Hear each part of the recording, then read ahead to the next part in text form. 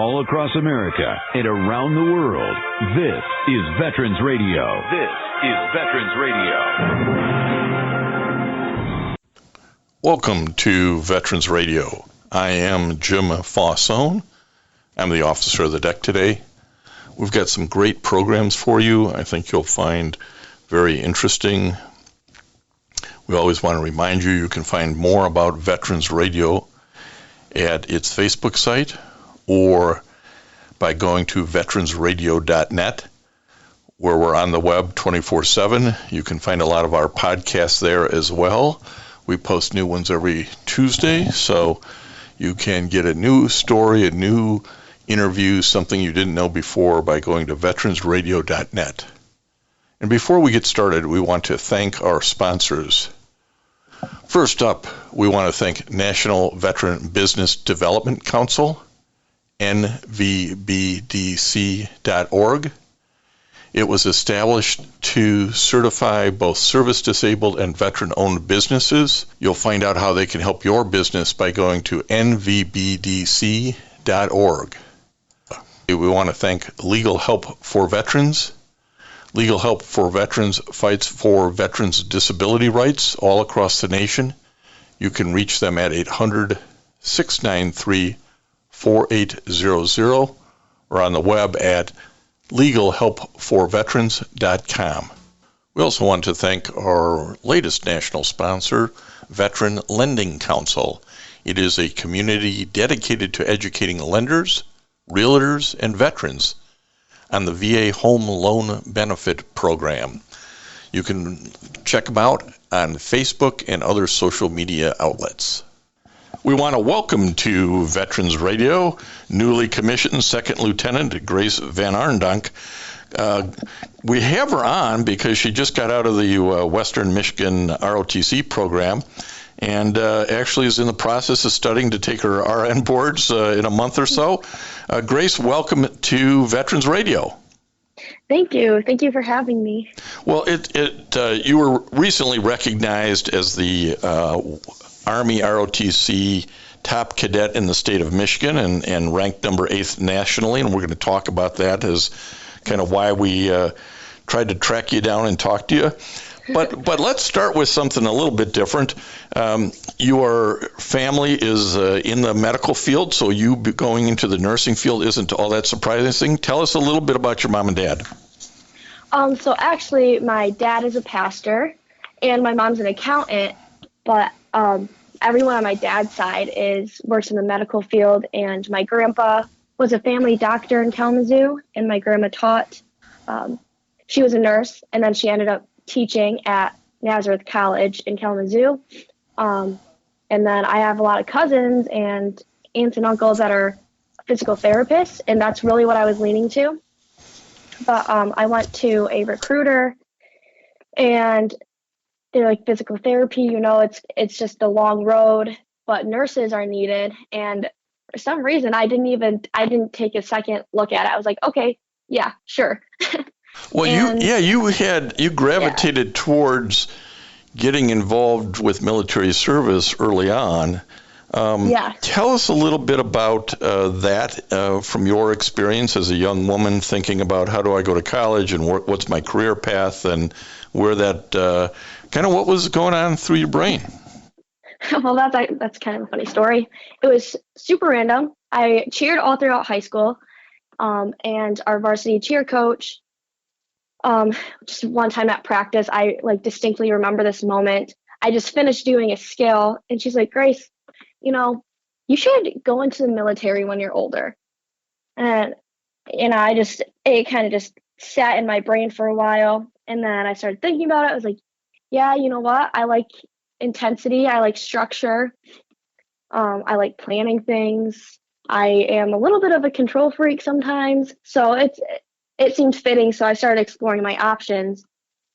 And I applied to the Air Force Academy, and I realized, I was like, why do I want to go into the Air Force? What's my reasoning? And then I also had a friend that was kind of part of this process too. And he actually just graduated from Michigan State and commissioned. And he was like, why don't you look into the Army? And I was like, okay. So I went to the recruiting office, and I was going to do the simultaneous membership program initially and enlist. And then the recruiter told me himself, he was like, go apply for the ROTC scholarship. Just do it. And he's like, if you don't get it, then you can still do SMP. But if you get it, then you don't contract with us. You don't enlist. I was like, okay. So I went and did that. And last board of my senior year, I got a 4-year scholarship to Western. So I was like, okay. That really makes the decision easier, doesn't it? Yeah, it does. And all of the doors just opened up from there. I got into the school, so I got the scholarship there. I had direct admission to the nursing program. I had made the cheer team. All of the stars just kind of aligned from that moment. So yeah. That really is sort of a random, a coach saying something to you and it stuck, because while you did have a family history in the medical field and with your grandfather being a doctor and your grandmother being a nurse, did you have any family history that you know of in military service? No. Well, and part of this, let's explain to the audience that you are an adoptee, and tell us a little bit about that journey. Yeah, so my parents adopted me when I was 4 months old from South Korea, and I honestly don't know anything different, just because we were so young. I'm so blessed. I couldn't imagine my life any other way, honestly. They've set me up for success, and yeah, there's not really much to it. No, but part of it is, there isn't like, oh, great granddad fought in this and that. And no. a lot of times when I'm talking to somebody and they went into the military because of that family history, but that's not here. How do you, as an American with a Korean heritage, think about military service? I think it is a privilege and obviously a great honor to be able to go do that. And it's the standard of our country. And I'm a huge person of standards and expectations and doing something for other people, even if they don't see it, because that's what it is. I think it's lost in translation what the Army actually does for the country, or the military in general. Oh, absolutely, yeah. I mean, it's unfortunate, but like to be able to be a part of that and maybe help others understand what is happening, then I think that's great. And we're talking to newly commissioned Second Lieutenant Grace VanArendonk, recent graduate of the Western Michigan ROTC program, a nurse studying for her boards at the moment. But back up to high school, when you're making this decision of maybe I'll go the ROTC route, and you had one friend who was going that route at Michigan State. But how did the rest of your family, cheer group, high school student friends, kind of what was their take on what are you doing? Everyone was just like, yep, seems about right. That sounds like Grace. My mom was a little nervous, because she's a mother. But like if she's gonna go do what she wants. So no one swayed me the other way. That's the problem with raising strong, independent women or girls, is they turn into strong, independent women and they do what they want. And you took this seriously right from the beginning. You were recognized in your freshman year as the top cadet in Western's ROTC program. And in your senior year, you were named the recipient of the 2022 Army Officers Sabre from the Arsenal of Democracy chapter of the Association of the United States Army. That's a mouthful. Tell me what it really means.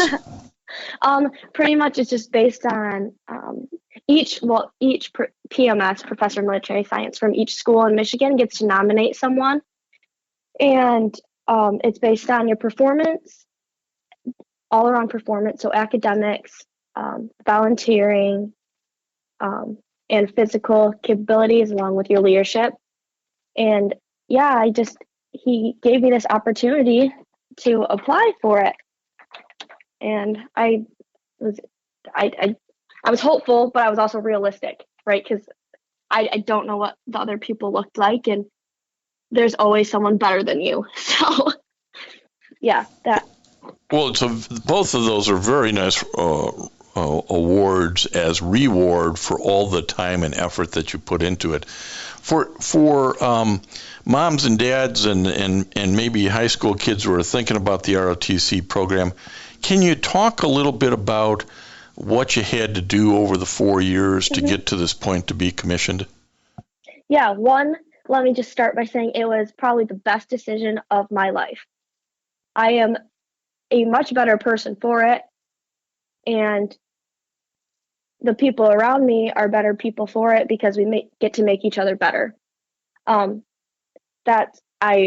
wouldn't go back and change anything. Even if I didn't get a scholarship, I'd still do it. So yeah, you start out your freshman year, they call military science levels, and your MS1. Pretty much that's just like feeling out the waters. You're deciding, do I want to be here or not? Is this something I'm interested in? You kind of just start getting your feet on the ground and going through and understanding, like, here are the basic things. You don't have leadership position, so it's an observant position. Your MS2 year, you kind of the same thing. You can still have a test to see if that's where you want to be. And then your MS3 year starts getting heavier. You start getting these leadership positions, and you have to start pulling your weight within the program, and you're executing all of the trainings in our leadership labs that we have on Thursdays, the hands-on stuff. You're the one that is teaching that as your MS3 year. And then your MS4 year, you are planning what the rest of the battalion is going to be training on. So, and that's how Western works. Western's really great because it's a cadet-led program. So cadre is really hands-off, and they let the MS4s really get that hands-on, like, officer learning. Here's the planning. Here's what we want you guys to plan. Go plan it. Come bring recommendations to us, and they'll approve it or disapprove it. And based on there, then it falls down the line of, okay, MS3s, here's the plan, execute it, and then they will teach the MS2s and the MS1s. And this includes physical training as well as academic lectures on different topics.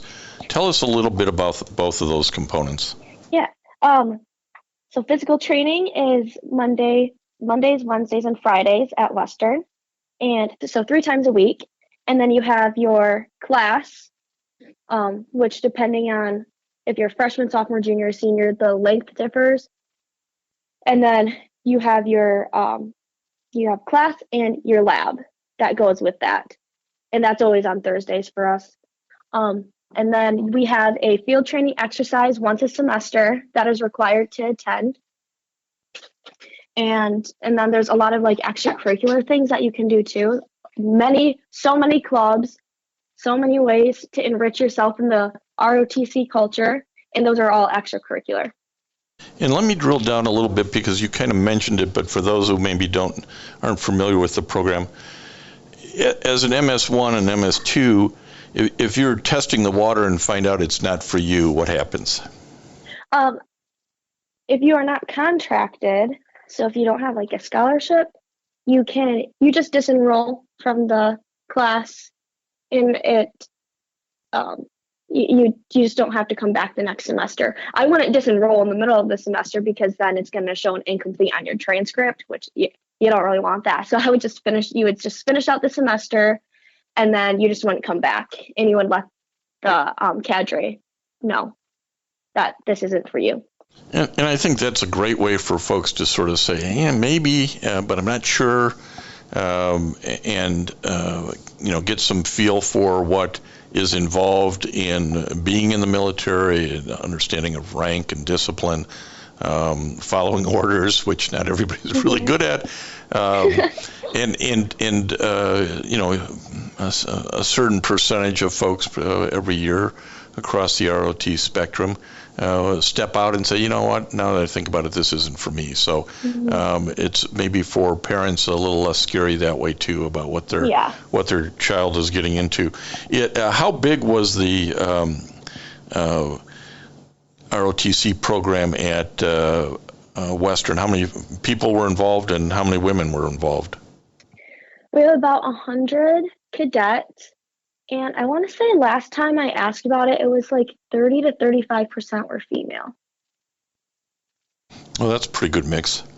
Yeah. And we have strong females at Western. Did you have any training exercise that you remember in particular, whether it is, I don't think they let you jump out of airplanes at this level, but that sort of thing where you thought, I never thought I could do that, but I did it? Actually, I did go to air assault school last summer, and the thing that I remember this so clearly, on the 12-mile ruck march, I was like, I have no idea how I'm still moving right now. I was like, I want to be done with this thing. I don't know why I thought this. I was like kind of miserable, but it was fun misery. So I was like, how am I going to get my wings and not finish this 12-mile ruck? Like, how am I going to cheat pretty much, right? Because I was so ready to be done. But yeah, that's the number one memory that I have. Well, you learn a lot about through this program, much different than any college student. Well, you really learn about how far you can push yourself, both mentally and physically, don't you? Yeah. Oh, yeah. And that's probably why I remember, is because I'm like, man, if I can do that with that state of mind, then I better be able to finish whatever task I have in front of me. Like if I wanted to be done so bad that I thought about cheating, but I still finished it without cheating, then I'm like, then whatever I have to do next is, I better be able to finish it. Well, it certainly gives you a basis the next time you face that hard thing that you say, I don't think I can do. It gives you something to remember, hey, I did this, I can do that. Absolutely, yeah. As you go on and talk about the next thing, what do you hope the next thing is for you in the Army? Oh, man, there's so many things I want to do.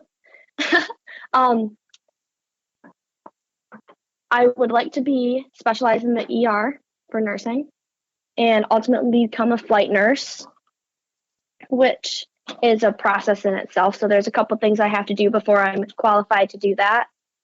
And then outside of nursing, I'd love to go to Ranger School. I'd love to have that qualification because then I'm versatile. I can work in a hospital, but then I'm also can be tactically inclined and keep building those leadership skills on the other side, on the outside of the medical field.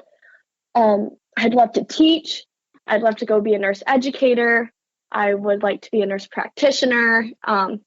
There's just an endless list of things I want to do. Well, that's the beauty. That's the beauty of it. You're at a young age, just getting out. Going to pass the boards here in June, and then really the world is wide open for you, and the Army has all kinds of pathways for you to achieve those things. And the military in particular really does want people to move from sort of field to field to field to get diversified. And sometimes in the civilian world, you get stuck doing one thing and you never get to do anything else. So that's got to be kind of exciting for you. Oh, yeah. I'm thrilled. I'm super excited. And I think people also forget about that, too, that just because you're in the military, it doesn't limit you. That you actually have so much more that you can do that people on the civilian side would not be able to do. Like, go rappel out of a helicopter. How many nurses in the civilian world can say that they rappelled out of a helicopter? Not many, that's for sure. So, yeah, there's a lot. So take your bars off and your wings off, and what would you say to a young girl thinking about ROTC as an option, or moms thinking about ROTC as an option? Do it. Absolutely do it. And if you decide you don't like it, then that's okay. But even in your first year, you're going to develop so many just skills and how to work with people and how to understand people that you will not get anywhere else. It's structured, and it's everything that you can take into everyday life. Like when I was in college, everything was separate, but it came back down to the basic leadership skills, being able to socialize with people and be empathetic towards people. It all came back down to that. And I built many of those skills in ROTC. Well, the other thing that you certainly get in the military is exposure to a diverse group of folks. Now, at Western's ROTC, they're probably all coming out of Western Michigan or Michigan in general, but as you'll quickly find, you're going to meet folks, and you probably did in some of your summer experiences, from all over the country, and Southerners and East Coast folks and West Coast folks. Did you have that exposure during the summer? Yeah, I did. I actually still talk to many of the people that I went to our summer training with. And the funny thing is too, like you're meeting these people, and these are going to be your coworkers. Like these are your peers. You're going to go out in the real world, and the Army's big, but it's small. So you're going to be working with these people. And yeah, I still talk to them. They're from Boston. They're from California. Again, that's the sort of exposure that, again, the typical college graduate may not bump into. Yeah. Broadens your perspective and in many ways makes you a more valuable employee, but just in general a better human being. So. Yeah. Well, the very exciting times in front of you. Getting through the boards is here in the next month or so. And then at that point, tell us what you would expect to happen in terms of training and identification of your next duty assignment. So I will pass my NCLEX, the nursing boards, and then I will get orders a few weeks later to go to basic officer leadership course. And for me, for medical officers, that's in Fort Sam Houston, Texas. So I'll be there for 9.5 weeks. And I don't really have my duty station picked out. I can't tell you where I'm going, like where I want to go, because I honestly don't. I don't really care that much because I'm going to get you want to have the whole experience. Absolutely. Yeah. Well, I want to thank you, Second Lieutenant Grace VanArendonk, for spending a little time with Veterans Radio to talk to our listeners about the value of being in an ROTC program. And we wish you nothing but the best in your career here, Grace. You're going to do great. Thank you so much. I appreciate it. Thanks for talking to us. Thanks for having me. Bye. And I want to thank everybody for listening to Veterans Radio today. I am Jim Fausone. It's been a pleasure to be your host. I'm a veterans disability lawyer at Legal Help for Veterans, and you can reach us at 800-693-4800 or legalhelpforveterans.com on the web. You can follow Veterans Radio on Facebook and listen to its podcasts and internet radio shows by going to veteransradio.net. And until next time, you are dismissed. If you have a VA claim denied by the Board of Veterans Appeals, contact Legal Help for Veterans at 1-800-693-4800. They're experts in handling cases before the U.S. Court of Appeals for Veterans Claims. Their number again, 1-800-693-4800. We again want to thank our national sponsors, the National Veterans Business Development Council, NVBDC.org, VA Ann Arbor Health Care System, the Vietnam Veterans of America Charles S. Kettles Chapter, Ann Arbor, Michigan, VFW Graf O'Hara Post 423 in Ann Arbor, and the American Legion Press Corn Post 46, also in Ann Arbor. And the Veterans Lending Council, which advises lenders, realtors, buyers about VA home loan program, and you can find them on Facebook. We appreciate all your support. You can go to veteransradio.net, click on the sponsor level, and continue to support keeping Veterans Radio on the air. And until next time, you are dismissed. With the Lucky Land Slots, you can get lucky just about anywhere. This is your captain speaking. We've got clear runway and the weather's fine, but we're just going to circle up here a while and get lucky. No, nothing like that. It's just these cash prizes add up quick. So I suggest you sit back, keep your tray table upright, and start getting lucky. Play for free at LuckyLandSlots.com. Are you feeling lucky? No purchase necessary. Void where prohibited by law. 18+ terms and conditions apply. See website for details.